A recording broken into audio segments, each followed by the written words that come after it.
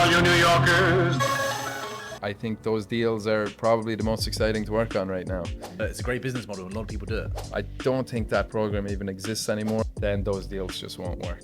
Not many banks willing to lend on it, that's for sure. Now you really have an extra little bit of breathing room because you're not in as much of a hurry now to hit that deadline. Yeah. Thank God for retail. Yeah.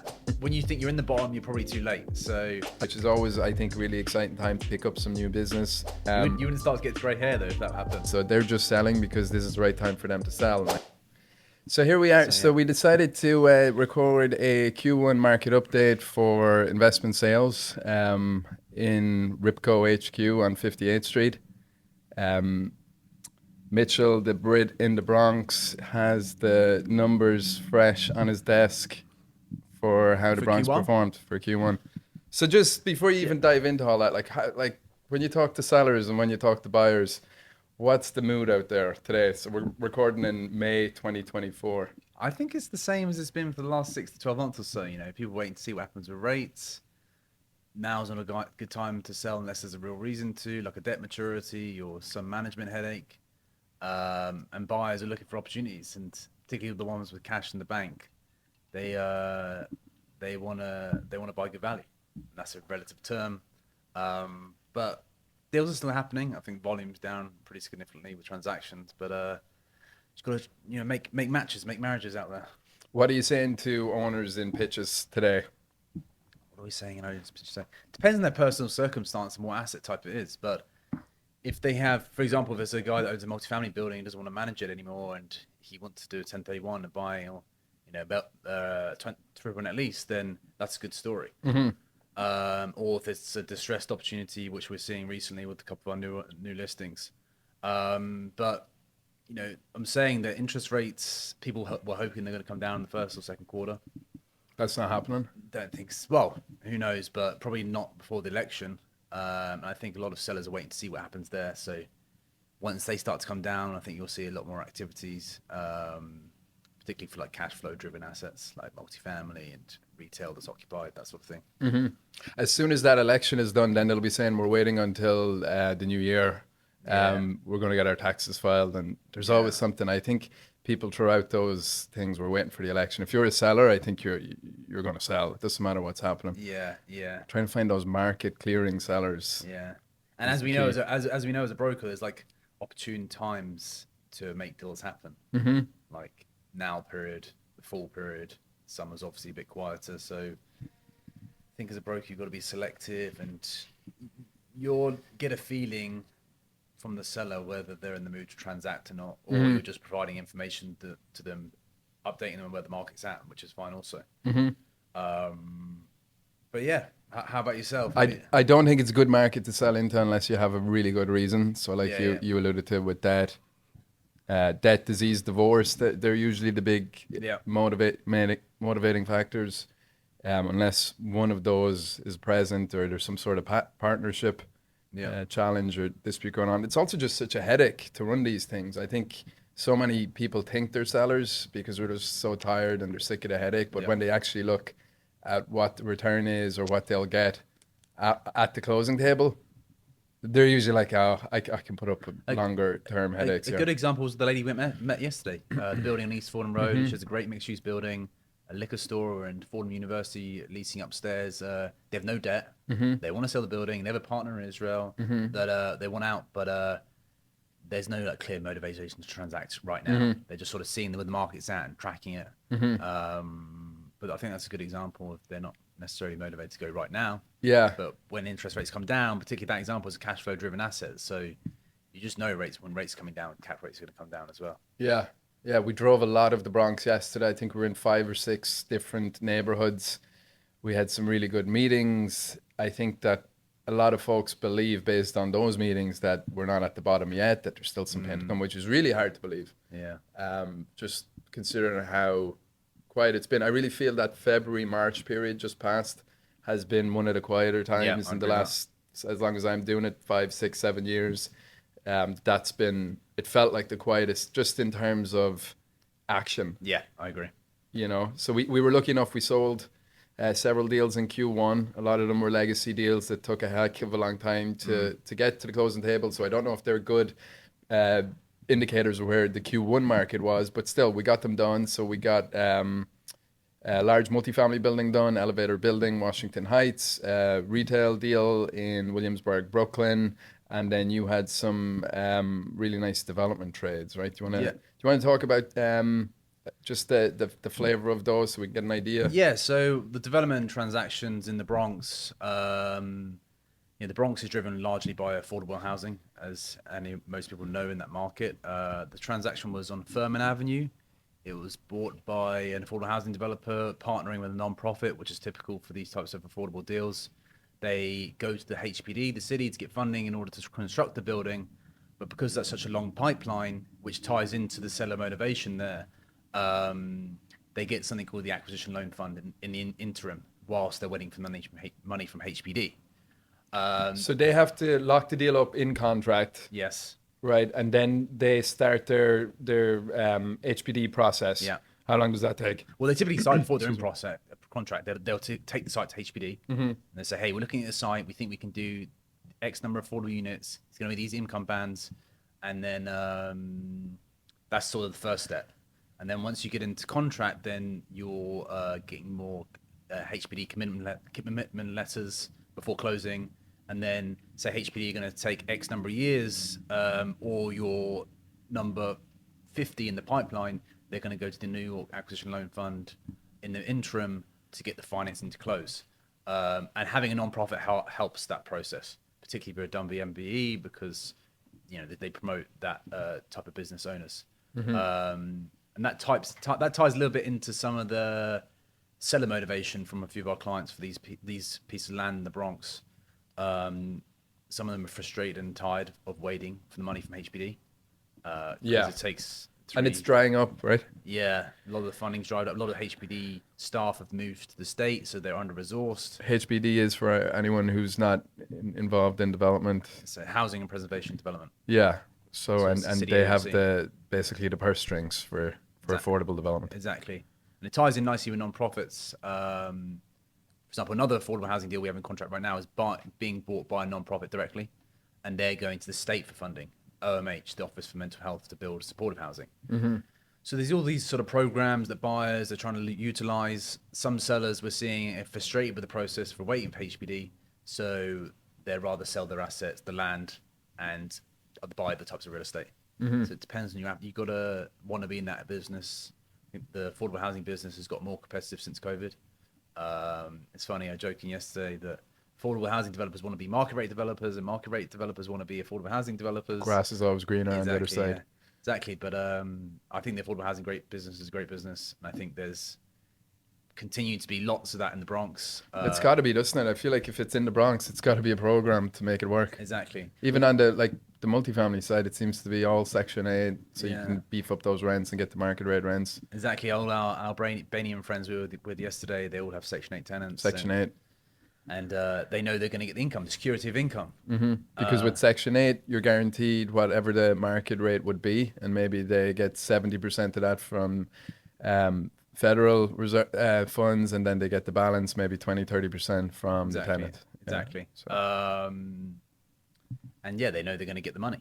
Even during COVID, they were getting the rents paid, so that helps with the banks. The Section 8 rents are very high relative to what market would be, as you said. So it's a great business model, and a lot of people do it. Another type of program we've seen for developers building new construction buildings is either one, selling directly to non-profits who want to buy themselves to house their own tenants, or two, they do another program called HPS, City FEPS program, which is another subset of programs, which the rents are even higher than Section 8.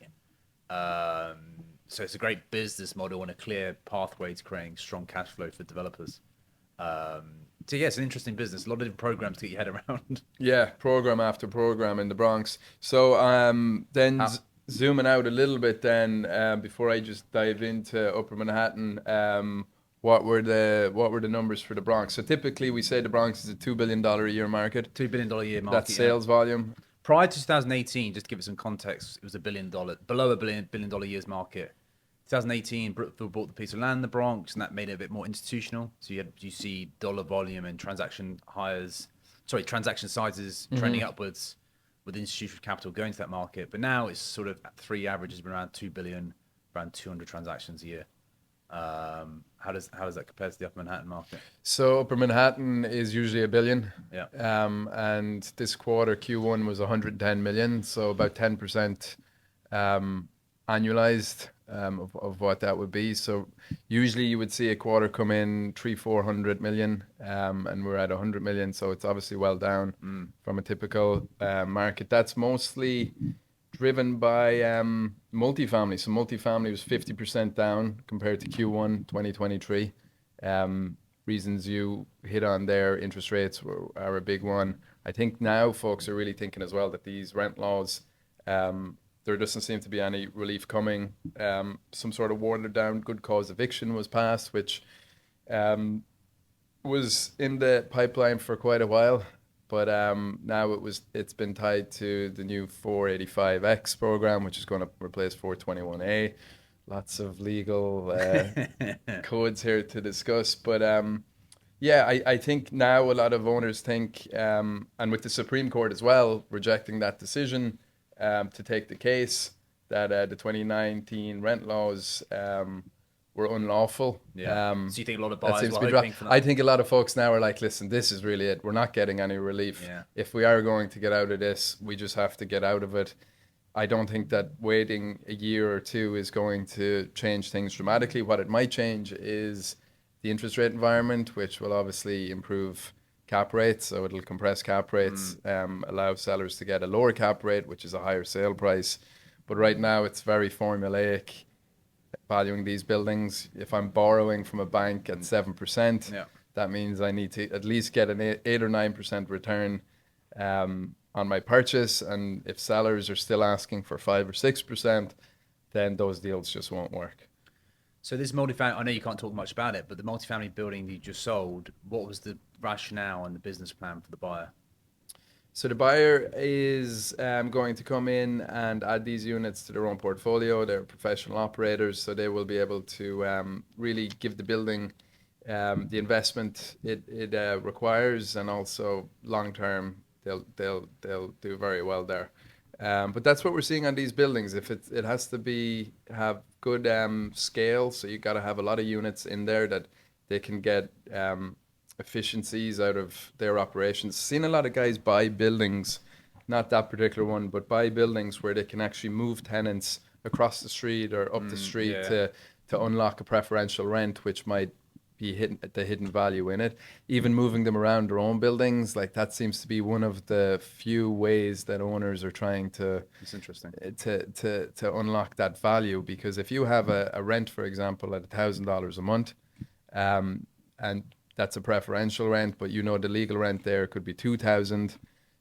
If you can get the tenant out of there, move them over to a brand new unit, or maybe that's been recently renovated and they're paying the same rent, but the legal rent there is $1,000 as well, so you've got no pop in the rent. You're really going to try and get the tenant over to that lower legal to leave the preferential rent vacant and with some sort of upside. That's just been one of the small little windows that seem to be open to owners who are trying to beef up those rents. That makes sense. What type of debt did they get in that scenario? Right now, I spoke to a debt broker this week. It was a regular agency loan that he was quoting, 6.75% for a small multifamily building in Inwood. I think that you're probably going to see rates hovering somewhere between like 6.75, 7, here over 7, maybe depending on the deal. But ultimately, just not a lot of banks at any rate. Yeah. So even if you get quoted, by the time you get the deal further along and ready to close, a lot of these banks are retrading again from what they had given in the term sheet. We were having lunch with a big owner a few weeks ago, and he had a big portfolio in contracts, about 1,200 units, and he was saying that more to come on that, right? On an upcoming episode. Exactly, yeah. The challenges of financing the bank. Not many banks willing to lend on it, that's for sure. Yeah. So you mentioned the 485X program. Been speaking to a lot of developers over the last week or so. Because that's kind of your bread and butter, right? Yeah, a lot of development just based on Jerome Avenue, Grand Concourse, those areas. Yeah, Mott Haven's been an interesting neighborhood. love the Morton neighborhood. I think that market kind of attracts developers from all over the city, not necessarily the Bronx in comparison to other areas of the Bronx market. But the biggest challenge I'm hearing from the 485X compared to the 421A program is that the union wage requirement for over 100 units. So I think they're going to pay construction workers like $70 an hour. So obviously that's going to impact the construction costs to build. So it'll be interesting. It's early to say, and I think all developers are trying to figure out the underwriting. But be interesting to see where land values land. My personal opinion is that the Bronx is such a low basis in comparison to the other outer boroughs that you're not going to see a drop in land values, in my opinion. I just think they're going to sort of hold steady. On the affordable side in the Bronx, it's very formulaic in the sense that it's based off the AMI bands anyway. So I think the land market is just sort of ticking along, and there's really not that many opportunities left. A lot of developers say, I want a 75 by 100, 100 by 100, R7, R8. They don't really exist. So I think developers have to get more creative in terms of assemblages and trying to find development sites in other ways, you know. So with all 421A, it was 130% of the average median income. Yeah. Right. That's what the rents were based on. Yeah. And with the new 421A or 485X, it's going to be based on 80% of AMI, right? 20%, 80% AMI. 20% of the units have to be at 80% AMI. Exactly, yeah. The challenge with the old one was that at 130% AMI is that, you know, they weren't really affordable, 130% AMI. And a lot of people said they really struggled to fill them 130 AMI units. And like Mott Haven's a good example of that. They are giving concessions to fill the units. So it's interesting watching it all play out, you know. I think it's good for the market sentiment. They'll see obviously a program come back. A lot of developers have been waiting a long time. It's good to see they've renewed the old 420A program. So to make it realistic for the construction timeline proposed to build the ones in that old program. What happened there? So instead of being 2026, now you can go to 2031? 2031, yeah. So if you've already started construction on your building, you have the old 421A, you were in a real hurry to get it built by 2026. Exactly. So now you really have an extra little bit of breathing room because you're not in as much of a hurry now to hit that deadline. Yeah. And also, so there were some sites that were vested in the 421A program, but they couldn't build because they can't get a construction loan because of the timeline. Correct. The banks were Correct. That's a good point.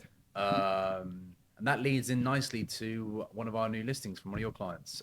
Yes, so we just listed 883 Bryant, which is a mid-construction development project, 40 units residential plus one community facility. That's in Hunts Point in the Bronx. They reckon we're about 65% of the way already built. The previous developer unfortunately defaulted, so it went to bankruptcy auction. The lender actually ended up being the top bidder at the bankruptcy auction, and then they hired us to sell the project. So that's an example of a little bit of distress, which buyers are always asking us for. And also the fact that it has 421A, it's in the heirs program, which is another affordable program, senior living program. Senior living program. So the rents again are capped at a certain amount. I don't think that program even exists anymore, but this one is grandfathered into it. So a developer hopefully can come in, finish off the project, and make themselves a nice return, and also just get the product delivered to the market. So it'll be 40 units for seniors. Nice. I think it's been very interesting. So we do our bit for seniors in New York. I think it'll be interesting and telling to see how that process goes. I think there's going to be a ton of interest given the fact it's in the old 21A program and that timeline's been extended. That's a great new listing. Thank you. So we've touched on development, we've touched on multi. What are your thoughts on the retail market? Yeah, I know the Bronx, there was 11 transactions, $600 a foot average. It was the most traded asset in the Bronx. And it reminds me throughout COVID, that there were still retail transactions happening, really neighborhood type retail. Thank God for retail. Yeah. We love retail at Repco. We do love so retail. we have the Apple Bank deals, which we're becoming famous for. We really like them to move along now into the next stage.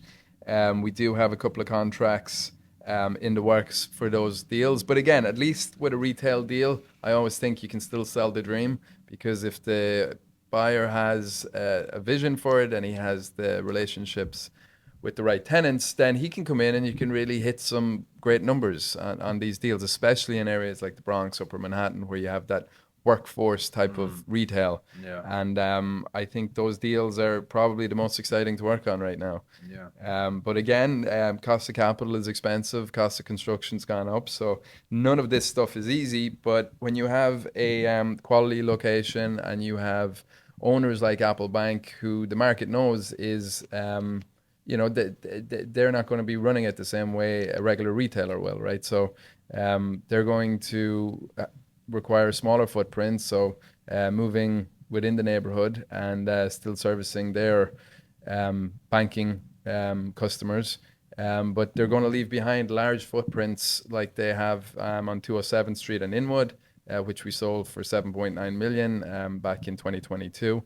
And we have this deal on 159th and Broadway, a vacant Apple Bank with a McDonald's, and then another one up in Pelham Parkway in the Bronx, vacant, delivered vacant. So two blank canvases. You can come in, execute your TI package, make sure that you have the right tenant, the right concept for the area, and do very well on these. And I think when you have sellers like a bank, for example, you know that they're selling more for their own internal business needs rather than for any macro economic or market speculation, right? So they're just selling because this is the right time for them to sell. And I think that is exciting for buyers to hear, because they know that when they're digging in on the deal, that there's a real deal to be had and a real seller on the other side of the table. So we are enjoying a big response on those deals. Another thing I like about the retail asset class is they're not really building much retail. You know, they're building a lot of multifamily. You have the traditional retail corridors, and just as a matter of building new residential units and the population being so high, you're just bringing more foot traffic to an area, which obviously helps retail. So it has good fundamentals from that perspective, I think. Yeah, we love retail. We love retail. So that's what happened. That's what happened in Q1. We're now well and truly in Q2. We're thinking how we're going to make money between now and Labor Day, please God. So we've got about a month to go to Memorial Day, which is always, I think, a really exciting time to pick up some new business. If I was thinking of hitting the market, I'd probably do it before July 4th. I always think May is a good time to do it. You still have a captive audience. Not that you don't have one over the summer, but it definitely seems like everyone's fully engaged right now. All our Jewish friends are back from Passover, hungry for deals. They're back. Passover's over, so there's really no more. There's nothing really holding us up now until Memorial Day, which really isn't much of a hold up. It's a long weekend. People get back from the Hamptons, and Tuesday we're good to go again. But then once we get into July, that July-August period is can be a little bit tricky sometimes to get people really focused. And once we get to September, then we're talking about the next set of Jewish holidays, and then we're well and truly into election season as well. Yeah. I really think that this year is really going to go in a flash. But so we've got about 5 deals in hard contract, 10 active deals. This is our team. Our team, yeah. Yes, so 5 deals in contract. Go ahead, Mitch, sorry. 5 deals in contract signed, a couple of closings, 10 active deals. We're hoped to do about 15 deals by the end of the year. Which is good. That's some good stuff. A lot of good data, a lot of good, all the work goes behind the scenes. I do. Better. Unfortunately. In terms of BOVs and speaking to owners, and you pick up a lot of good information. So we're happy to share all the information with our clients. I think that one asset type we didn't touch on quickly that I wanted to speak about was industrial. I think industrial in the Bronx is still alive and well.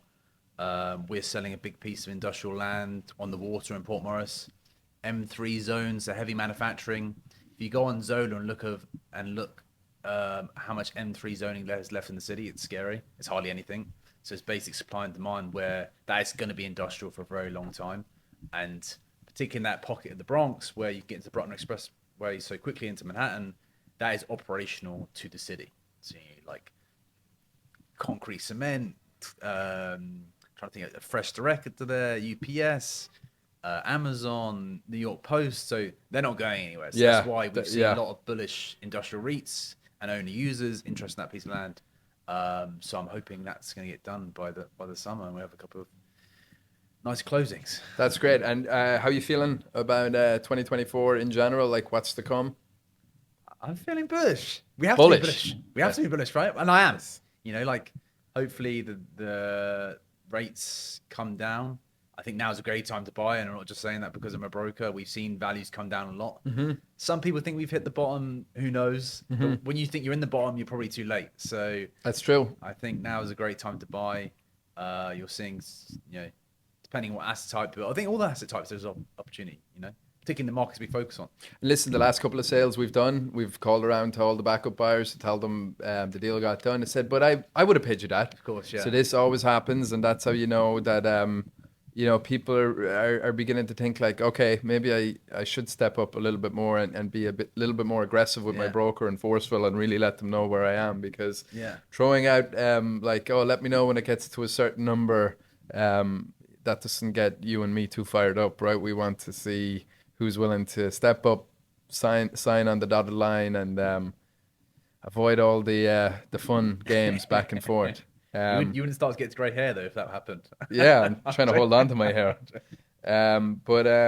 Yeah, so I agree. I think we're going to have a good active market between now and year end. I think the quietest part of 2024 is behind us, if I was to bet. I think that there's a lot of good things in the works. I do like hearing new housing. New housing bill that's encouraging. Exactly. I mean, it's not.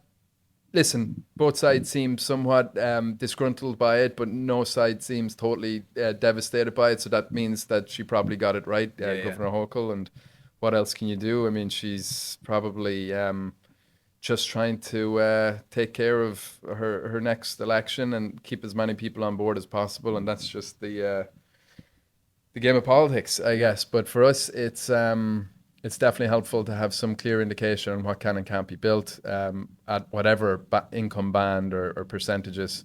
And I think this piece of good cause eviction probably levels the playing field a little bit with rent stabilized product, because now there's not as much of a gap with a free market and rent stabilized, certainly in these borough neighborhoods, which we focus on, Upper Manhattan. It's still like 10% or either 5% plus CPI. So it's still a healthy increase in rents, but you're not going to see a huge pop. You're not going to see it, but you never would anyway. Where we focus on, exactly, certainly downtown, I'm sure you would.